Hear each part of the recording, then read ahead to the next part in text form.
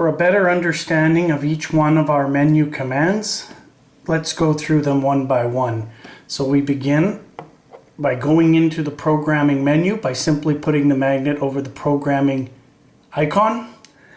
And if we want to auto configure the system, we go to the enter and run our magnet over that, and we go into our configuration.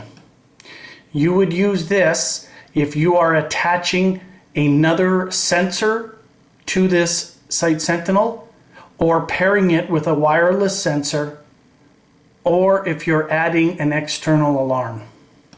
And as you can see, if there was no input within a certain amount of time, it goes back to that sub-menu. Moving to the next one, auto configure after that. Using the down arrow, we get to the setup channel data.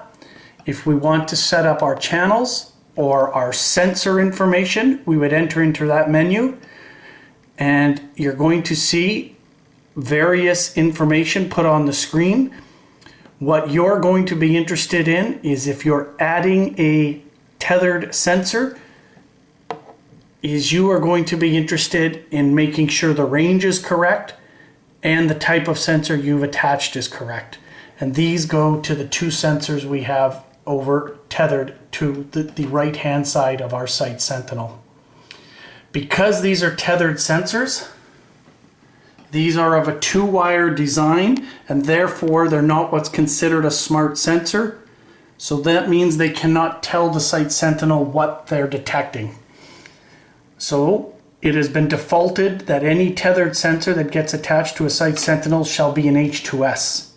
So if you're adding an LEL sensor, for example, you will need to populate that data onto here. So we go into our programming menu, and we scroll down to our setup channel data, and we press enter.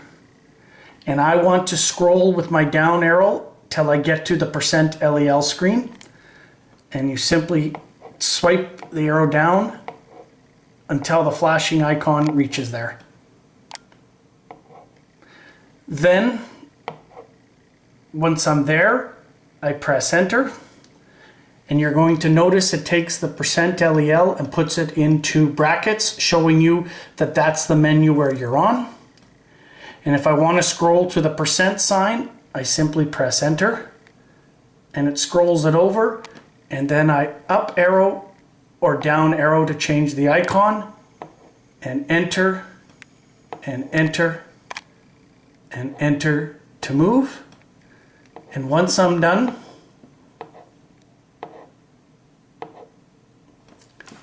it goes back and allows me to change my next one. By scrolling down after the last point on channel 1, it will scroll to channel 2 and so on. So I'm on channel 2 and using the down arrow. Because we've only got 2 channels on this, that's as far as it's going to let me go. If I was to have 3 sensors attached, it would go to channel 3 and channel 4. And if I had wireless sensors attached, it would label those 4, 5, 6, 7, and 8. So that's how we set up channel data. Scrolling down from our menu, set the channel alarms,